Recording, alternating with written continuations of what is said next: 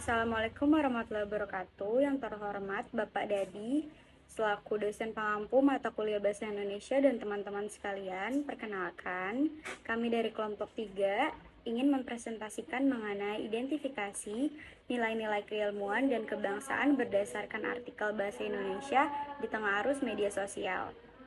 Untuk anggota kelompok kami sendiri terdiri dari 5 anggota kelompok. Yang pertama ada saya, Lisa Disa Sadila, dan rekan-rekan saya. Perkenalkan, nama saya Abel Vincent John Tanata. Halo semua, perkenalkan nama saya Anggun Cynthia Rohim. Halo semuanya, perkenalkan nama saya Rizka Tri Hanifah. Perkenalkan nama saya Evelyn Kezirin Kudus. Pertama-tama saya akan menjelaskan mengenai latar belakang. Jadi, bahasa merupakan alat komunikasi utama manusia dalam menyampaikan gagasan, ide, pikiran, dan perasaan. Dalam kehidupan berbangsa dan bernegara, bahasa Indonesia memiliki kedudukan penting nih, sebagai bahasa persatuan, bahasa nasional, bahasa negara, dan bahasa pengantar pendidikan. Perkembangan teknologi informasi dan komunikasi pada era digital membawa perubahan besar terhadap pola komunikasi masyarakat. Kenapa? Karena kehadiran media sosial seperti Instagram, TikTok, WhatsApp, atau X membuat masyarakat dapat berkomunikasi secara cepat tanpa batas ruang dan waktu. Namun, perkembangan media sosial juga memberikan dampak terhadap penggunaan bahasa Indonesia, penggunaan bahasa gaul, singkatan berlebihan, campuran bahasa asing, serta bahasa tidak baku semakin sering ditemukan dalam komunikasi digital sehari-hari. Fenomena tersebut menyebabkan terjadinya perubahan pola penggunaan bahasa Indonesia di kalangan masyarakat, khususnya generasi muda. Oleh karena itu, artikel Bahasa Indonesia di tengah arus media sosial kami pilih sebagai objek kajian karena membahas fenomena kebahasaan yang sangat relevan dengan kehidupan masyarakat modern saat ini. Selanjutnya, saya akan membahas mengenai landasan teori. Jadi, untuk pengertian teks akademik itu sendiri adalah teks yang digunakan dalam kegiatan ilmiah dan pendidikan. Teks akademik ini memiliki ciri-ciri. Yang pertama itu objektif, sistematis, logis, dan juga menggunakan bahasa baku. Menurut Suryaman 2019, teks akademik menggunakan argumentasi ilmiah dan struktur yang runtut. Selanjutnya ada bahasa Indonesia di era digital. Jadi era digital sekarang ini menyebabkan perubahan pola komunikasi masyarakat. Kenapa? Karena komunikasi sekarang tuh menjadi lebih cepat, singkat, dan informal.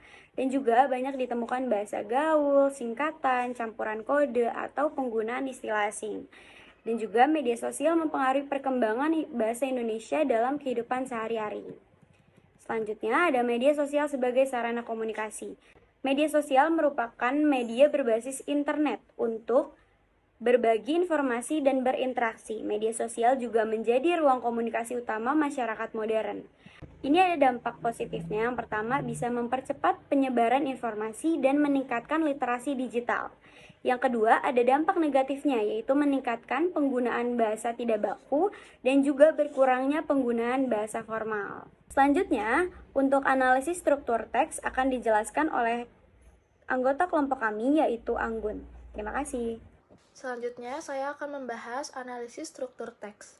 Artikel opini bahasa Indonesia di tengah arus media sosial memiliki struktur teks yang sistematis dan runtut, yaitu terdiri atas bagian pembukaan, bagian isi atau pembahasan, dan bagian penutup. Struktur tersebut menunjukkan bahwa artikel memiliki karakteristik teks akademik populer karena pembahasan disusun secara logis dan mudah dipahami pembaca. Pada struktur pembukaan, bagian pembukaan, penulis menjelaskan perkembangan media sosial sebagai ruang komunikasi utama masyarakat modern. Penulis juga menggambarkan bahwa media sosial telah mengubah pola komunikasi masyarakat menjadi lebih cepat dan bebas. Selain itu, penulis memperkenalkan masalah utama berupa maraknya penggunaan bahasa tidak baku, bahasa gaul, serta penggunaan istilah asing dalam komunikasi digital. Pembukaan artikel bersifat argumentatif karena langsung menunjukkan adanya fenomena sosial yang perlu diperhatikan masyarakat. Ada struktur isi atau pembahasan. Pada bagian isi, penulis menjelaskan dampak media sosial terhadap penggunaan bahasa Indonesia dalam kehidupan sehari-hari. Beberapa fenomena yang dibahas antara lain penggunaan bahasa gaul, penggunaan campur kode, penggunaan singkatan, penggunaan bahasa asing, dan penggunaan kata-kata sarkastik.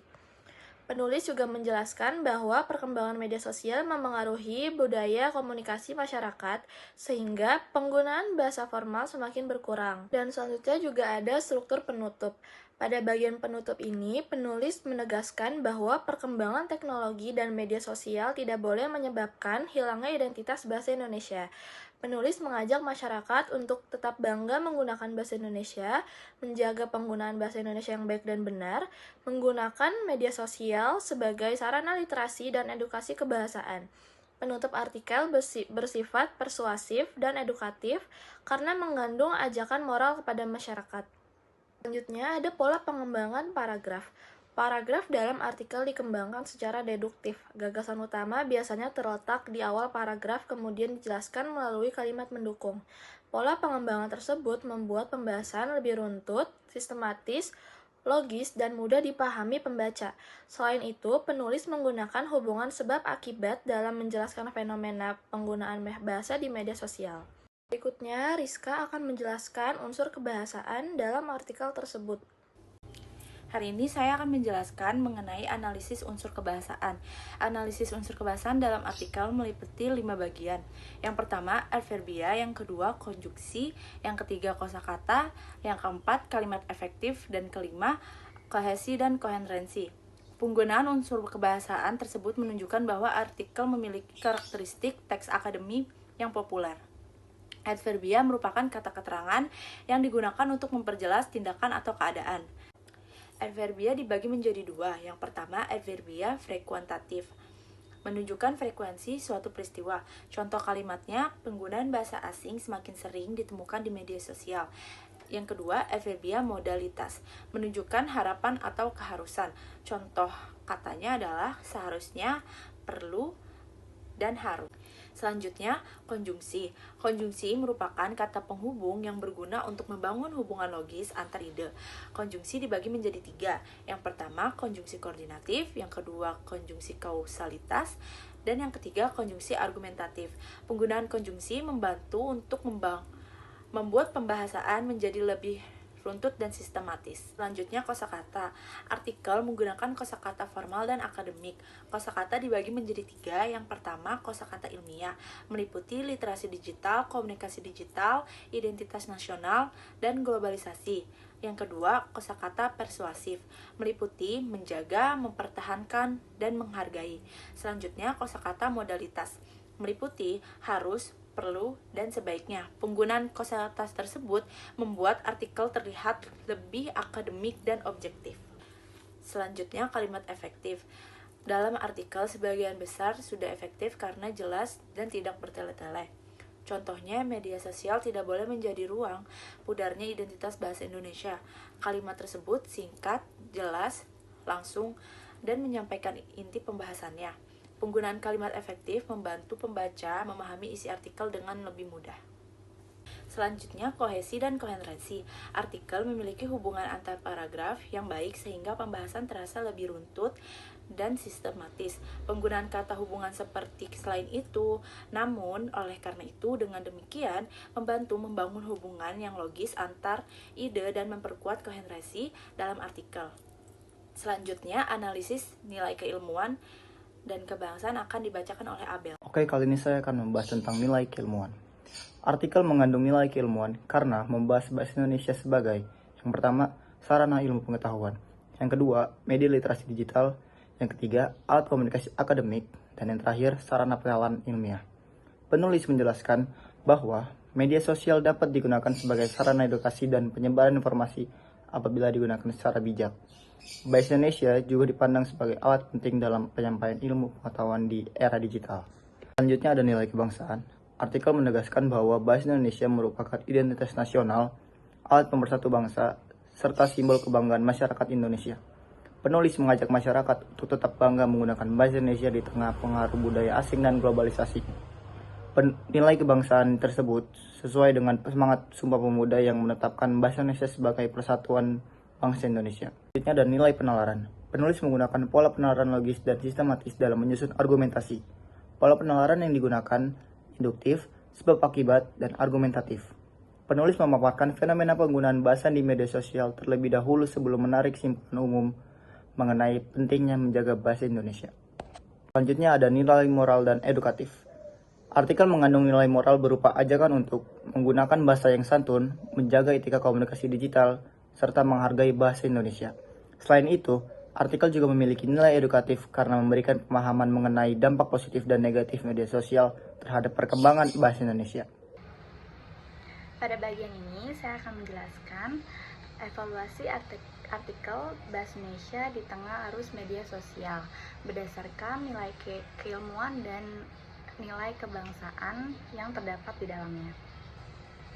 Pertama, mengenai kekuatan artikel. Dari sisi argumentasi, artikel membahas fenomena yang relevan dengan kehidupan masyarakat modern, terutama generasi muda yang aktif menggunakan media sosial. Argumentasi dalam artikel juga disusun secara logis dan sistematis, sehingga mudah dipahami oleh pembaca. Nah, dari sisi bahasa, artikel menggunakan bahasa yang formal, namun tetap komunikatif. Selain itu, terdapat penggunaan istilah ilmiah yang mendukung pembahasan, tetapi tetap mudah dipahami oleh pembaca umum. Kemudian, dari sisi isi, artikel mengandung nilai yang edukatif dan nasionalisme karena mengajak masyarakat untuk menjaga penggunaan bahasa Indonesia di era digital. Artikel ini juga membahas fenomena yang nyata dalam komunikasi digital yang sering terjadi di kehidupan sehari-hari.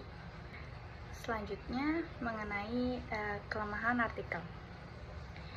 Dari sisi argumentasi, artikel masih kurang didukung oleh data statistik dan penelitian yang rinci. Pembahasannya juga masih bersifat umum dan belum menjelaskan solusi secara konkret yang mendalam. Nah, dari sisi bahasa, terdapat beberapa istilah yang digunakan secara berulang dan beberapa kalimat yang cukup panjang. Selain itu, nuansa akademiknya belum sepenuhnya kuat karena bahasa yang digunakan masih cukup persuasif. Sebagai kesimpulannya, artikel opini bahasa Indonesia di tengah arus media sosial merupakan teks akademik populer yang membahas pengaruh media sosial terhadap penggunaan bahasa Indonesia di era digital. Artikel ini memiliki struktur yang sistematis, argumentasi yang logis, serta penggunaan bahasa formal dan komunikatif. Selain itu, artikel juga mengandung nilai keilmuan, nilai kebangsaan, nilai moral, nilai edukatif, dan nilai penalaran. Melalui artikel ini, kita sebagai generasi muda perlu diingatkan untuk tetap menjaga penggunaan bahasa Indonesia sebagai identitas nasional tanpa harus menolak perkembangan teknologi dan budaya global.